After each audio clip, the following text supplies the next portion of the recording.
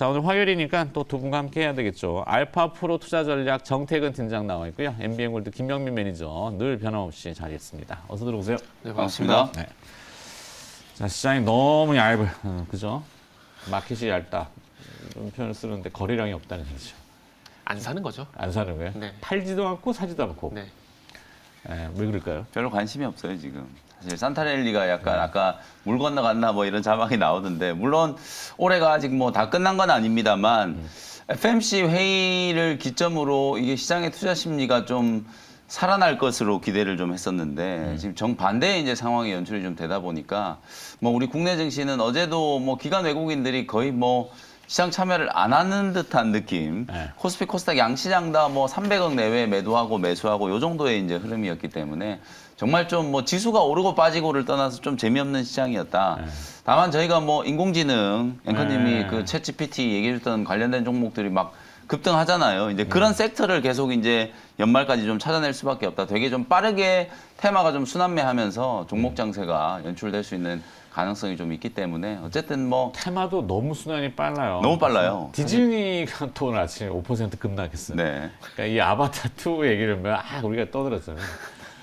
아바타2에는 어제 잠깐 멘트는 해드렸는데 네. 이제 박스오피스의 첫 주에 기대보다는 조금 못 못 미친 미쳤다. 거. 네. 그러니까 기대가 워낙 높았기 때문에 그럴 수 있는데 주가가 5% 하락했기 때문에 또 이 아바타 재료는 오늘 또 컨텐츠 네. 쪽은 좀 냉각될 수도 있다. 또 이제 카지노인가요? 이제 그 또 이제 방영 예정이잖아요. 아 디즈니 플러스의 네. 카지노. 그래서 컨텐츠 이슈는 뭐 짧게 계속해서 나올 것 같고요. 뭐 글로리인가 뭐 또 있고 뭐 하여튼 계속 나오긴 하는 것 같은데 네. 네. 내년에 또 뭐 무빙도 있고. 무빙도 있고 자, 네, 저는 개인적으로 트랜스포머 7도 기대하고 트랜스포머 트랜스포머 7이요. 세븐? 네. 세븐까지 나왔어요 벌써? 나오면 7월 달에. 오 그렇다 칩시다. 네. 네. 자 그럼 또 오늘 찾으러 들어가야죠. 자, 뭐부터 볼까요? 김현 매니저의 포인트 먼저 정리한 네. 거 볼까요?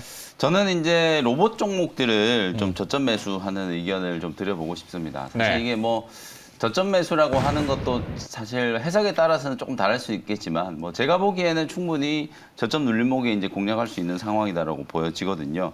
아무래도 이제 인공지능 관련된 종목들이 이제 좀 관심을 많이 갖다 보니까 이제 껍데기, 하드웨어 관련된 이제 로봇 관련된 종목들 쪽으로도 수급이 이제 조금 옮겨갈 수 있는 가능성이 있고 12월 FMC 이후에 이제 성장 섹터 종목들이 되게 이제 좀 지지부진해졌거든요. 그나마 좀 선방하고 있는 이 센티멘트가 약화되고 있는 과정 속에서 그나마 이제 조금 선방하고 있는 업종이 로봇 업종이라고 생각을 좀 할 수 있기 때문에 내년 이제 1월 달 이제 얼마 남지도 않았어요, 사실. 뭐 한 2주 정도밖에 안 남았기 때문에 2023 이제 CES에 대한 이제 기대감이 여전히 좀 유효하고요. 뭐 제가 이 자리에서만 해도 거의 뭐 10여 차례 말씀드렸던 것 같은데요. 네. CES 1월 5일부터 이제 시작되는데 주요 테마가 이제 메타버스라든지 로봇, 뭐 자율주행 이런 테마들이기 때문에 관계된 이제 종목들이 그나마 좀 살아있는 모멘텀으로 움직일 수 있는 종목들이라서 관심을 좀 가져보시면 좋을 것 같고 로봇이라든지 인공지능이 이제 이 결합된 사업 포트폴리오를 가지고 있는 기업 쉽게 얘기하면 이제 휴머노이드 로봇의 이제 시대가 다가오고 있다. 이제 테슬라의 앨런 머스크도 이제 옵티머스라고 하는 휴머노이드 로봇을 대당 이제 2만 달러 수준에서 이제 출시를 하겠다라는 걸 이제 얼마 전에 이제 공개를 좀 했었고 삼성전자도 1가구 1로봇이 아니라 1인 1로봇 시대를 열겠다라고 하는 게 이제 미래의 어떤 그 거창한 이제 목표이기 때문에 휴머노이드 로봇과 관련돼 있는 종목들이 아마도 내년 상반기에도 꾸준하게 좀 관심을 좀 받지 않을까라는 생각이 좀 들어서 관련된 종목으로 저는 이제 탑픽 종목 레인보우 로보틱스를 소개를 조금 해드리고 싶어요. 이미 레인보우 로보틱스. 네, 많이 알려져 있는 종목이기도 하고요. 사실 이 회사가 뭐 이족 보행 로봇 분야에서는 우리나라에서 이제 좀 뭐 이미 손꼽을 수 있는 기술력을 가지고 있는 기업으로 이제 평가를 받고 있고 최근에는 이제 뭐 군사용 로봇이라든지 휴머노이드 로봇 쪽으로도 시장 영역을 확대하고 있고 뭐 기본적으로 이 이족 보행 로봇이 협동 로봇, 뭐 군사용 로봇 모든 이제 로봇 분야에 다 이제 범용해서 좀 쓰일 수 있는 가능성이 좀 높다라고 보여지기 때문에 주가는 지금 보시는 것처럼 9월 달에 거의 뭐 4만 원 근처까지 한번 급등을 하고 난 이후에 한 3개월째 아주 좀 지루한 박스권을 이제 움직이고 있거든요. 추세적으로 보면 이 추세 하단에 딱 지금 위치를 하고 있는 상황이기 때문에 저점 매수 의견을 좀 드린 거거든요. 이렇게 나름대로 이제 시장이 좀 혼탁한 상황에서도 하단 추세가 좀 견고하게 좀 유지가 좀 되면서 우상향 패턴이 이제 만들어지고 있는 종목이라서 저점 공략을 한번 해보시면 좋을 것 같다. 어저께 또 일부 기술적인 반등 시도가 좀 이쁘게 좀 나오면서 21선 눌림목이 마무리가 좀 되는 듯한 이제 모습이었기 때문에 뭐 매수 타이밍도 나쁘지 않아 보이고요. 매수 가격은 한 33,000원 정도 전후해가지고 공략을 한번 해보시고 1차 목표가는 전고점 근처 이제 38,000원 정도 보시면 될 것 같습니다. 네. 오, 타이밍 기가 막혀요. 하여튼 뭐, 김현 매니저 지금 얘기하는데 네. 8시 9분 기사가 딱 떴는데 네. 6G, AI, 로봇, 삼성 리서치가 주목한 올해의 기술 테마. 네. 그러니까 올해라는 게 내년이겠죠. 내년이죠. 내년. 네. 그게 8시 9분에 딱 떴거든요. 네. 네.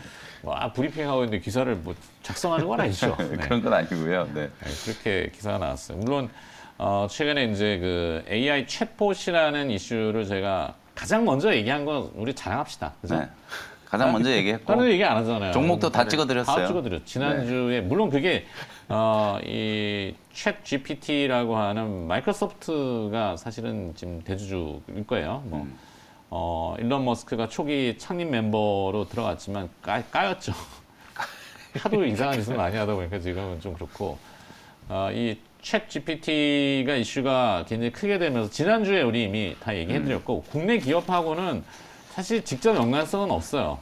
하지만 가능성에 대해서 이제 얘기한 거니까. 그렇죠. 네, 어제 시세가 분출이 됐고 세게 네. 나왔잖아요, 시세가. 네.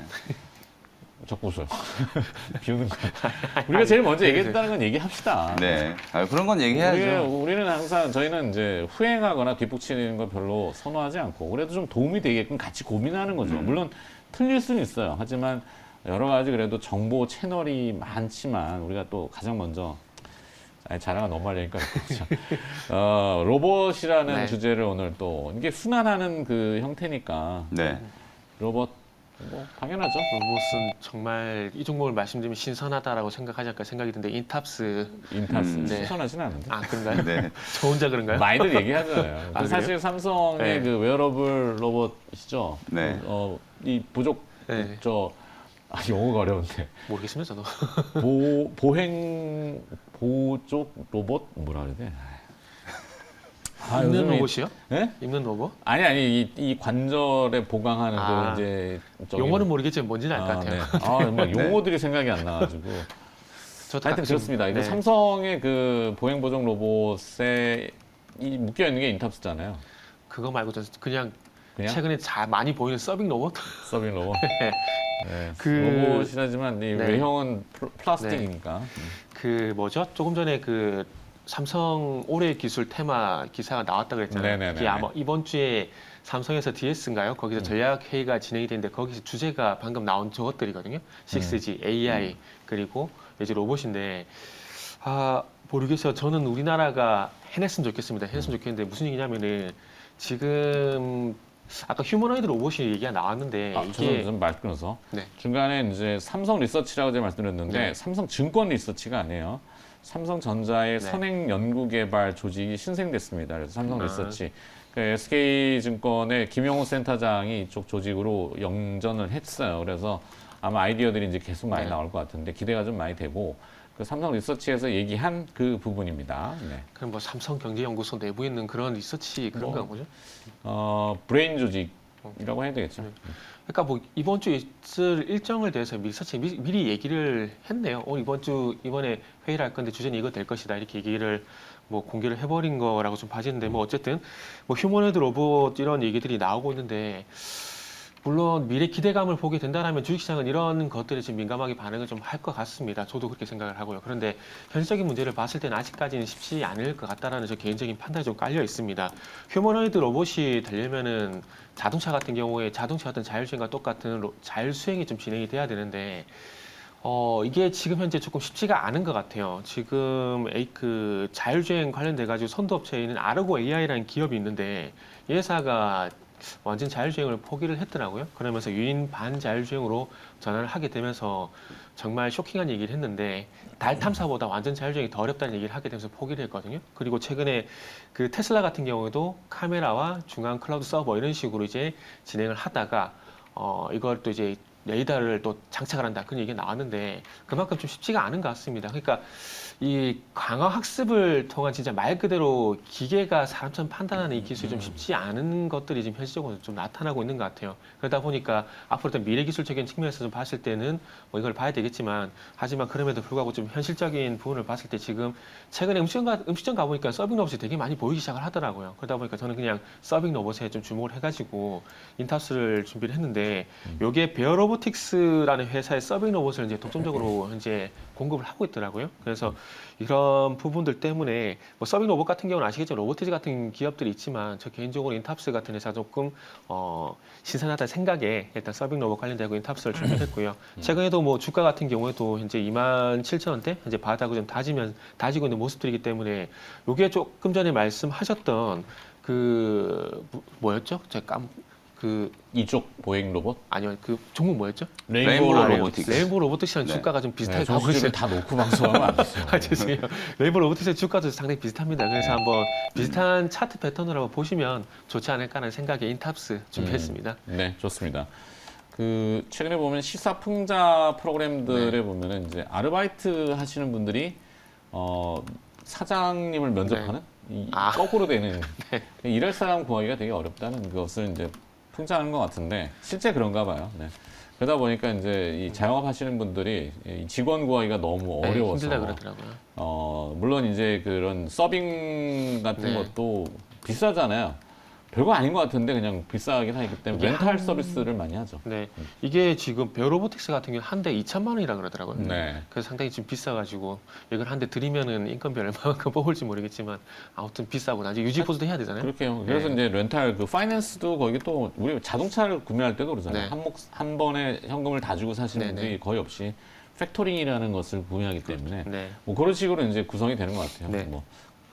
자, 그래서 김현 매니저는 로봇 쪽을 좀 오늘 포인트로 보셨고, 그다음에 네. 정태근 팀장은 오늘 포인트 뭘로 보시는지 갈까요? 항공? 네, LCC? LCC 네. 저가 항공으로 주목을 했습니다. 일단은 뭐 어제 같은 경우도 중국 쪽에서 얘기가 나왔었죠. 이제 중국이 항공운송 회복 업무 방안을 발표를 하게 되면서 이제 내년 1월 달까지 항공편의 88%를 회복을 하겠다. 지금 코로나 퍼지는 거 보면은 1월 달 쉽지 않을 것 같은데 일단 목표를 그렇게 잡았습니다. 그렇게 나오면서 이제 항공주가 어제 하락에서 조금 이제 상승 쪽으로 좀 전환하려는 모습들이 나오고 있는데 일단 중국 쪽을 보지 않는다고 하더라도 지금 어쨌든 항공편은 많이 열리고 있는 상황이기 때문에 저가항공 봐야 될 것 같아요. 그리고 저가항공 유상증자를 10월달, 9월달 진행을 했었는데 아마 유상증자 받으신 분들 같은 경우는 제가 볼 때는 상당히 좋은 일이 됐다고 좀 생각이 들고요.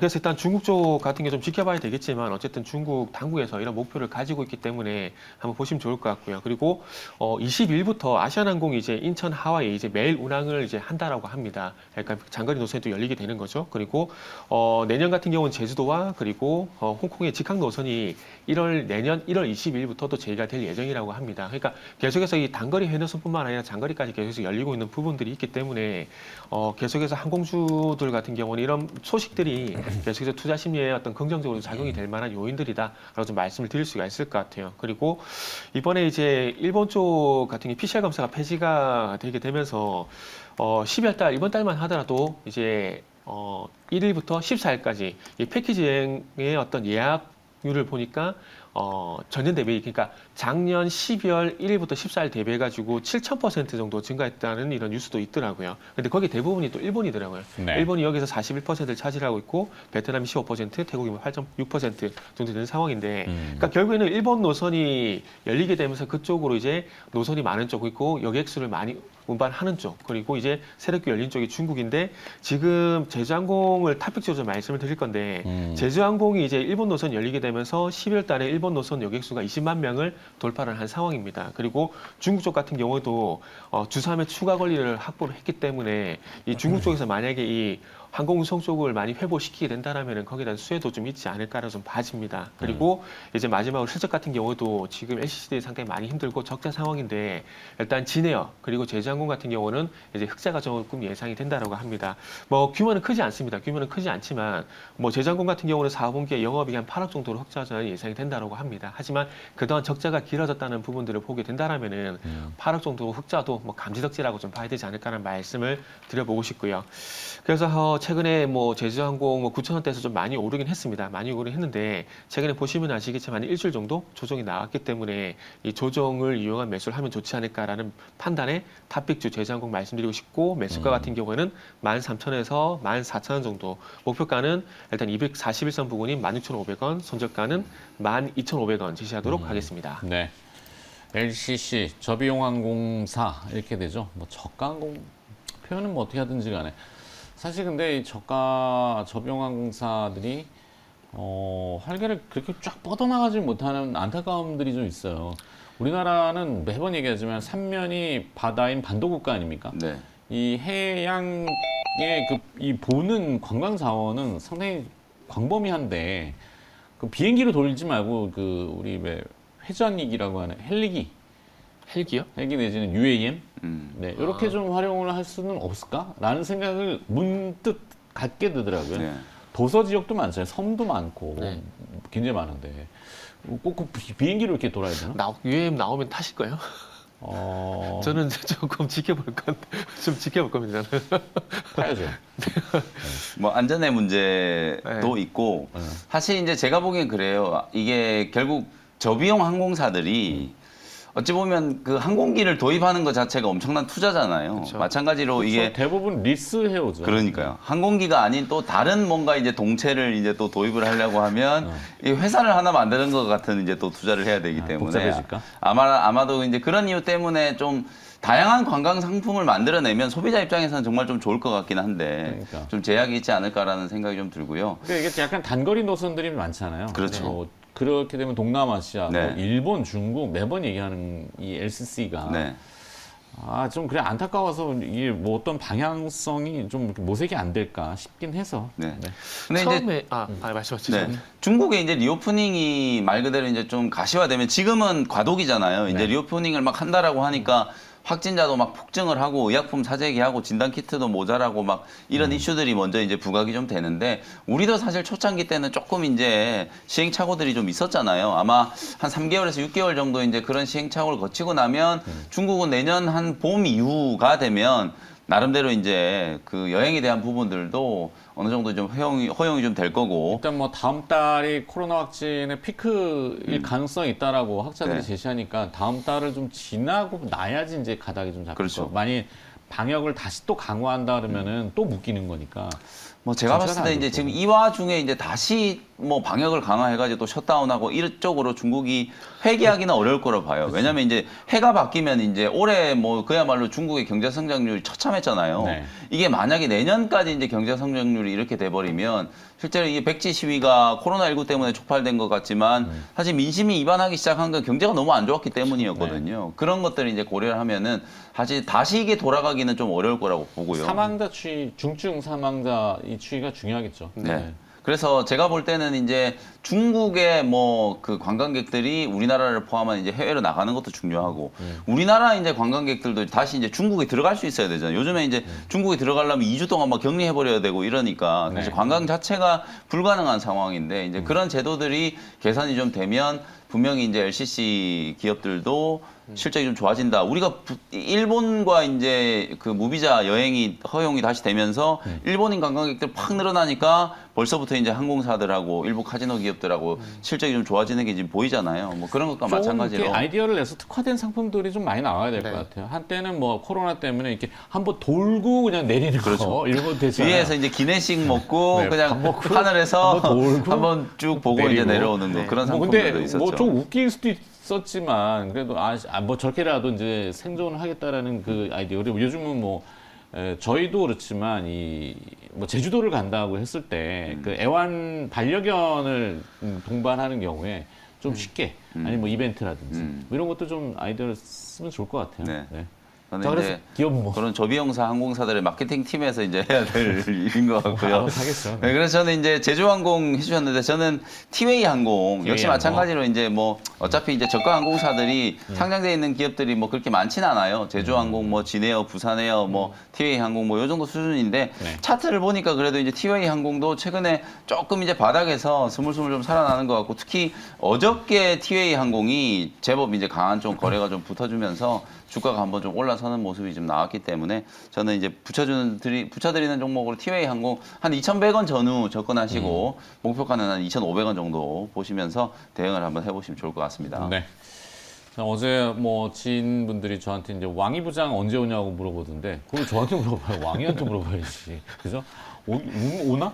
올내? 네, 연말에 해가 바뀌기 전에 이제 온다라고는 지금 보도가 이제 보도는 살짝 됐는데 가능성이죠. 항상 이게 뭐 왕의 기업부장 온다, 시진핑 주석 온다, 뭐 한두 번이 아니었기 때문에 실제 와야 오는 거다라고 생각할 수 있을 것 같아요. 뭐 시점상으로 봤을 때는 다음 달, 그러니까 다음 달에 피크를 지나고 나면은 좀 뭔가 이게 해동되는 분위기가 있지 않을까라는 기대감 때문에 LCC가 먼저 그래서 움직인 것 같긴 해요. 네. 아마 시진핑 대신 올 것 같아요. 어? 시진핑 대신해서 올 것 같아요. 근데 특사로. 순서를 네. 보면은 외교부장, 왕이부장 오면은 그 다음에 이제 시진핑 주석에 대한 기대를 얘기하잖아요. 그렇죠. 과거에 이제 온다고 뭐 교류 네. 얘기가 있었으니까 없었다면 모르겠지만 너무 나가는데 하여튼 자 그래서 뭐 두 분의 그 아이디어는 오늘 로봇과 그다음에 LCC 네. 관련주로 4개의 기업이 지금 등장했습니다. 정리하도록 하고 일발장전 넘어가겠습니다.